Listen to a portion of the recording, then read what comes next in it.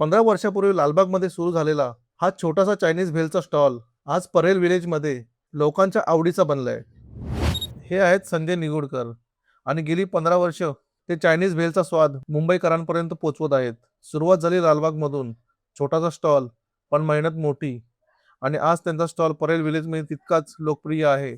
Fresh vegetable, crispy noodles, चटपटीत sauce आणि त्यांच्या खास स्टाईलमध्ये केलेली ही चायनीज भेळ आणि गरमागरम सूप आणि स्वादिष्ट मंचुरियन एकदा खाल्लं की पुन्हा खावंसं वाटेल. 15 वर्ष म्हणजे फक्त एक व्यवसाय नाही, तर रोज मेहनत करून कमावलेला मुंबईकरांचा विश्वास आहे.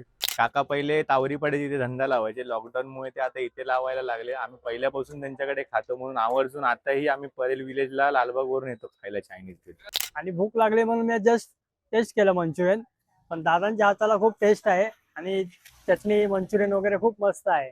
तुम्ही अजून संजय निगुडकर यांची चायनीज भेल ट्राय केली नसेल तर एकदा नक्की करून बघा.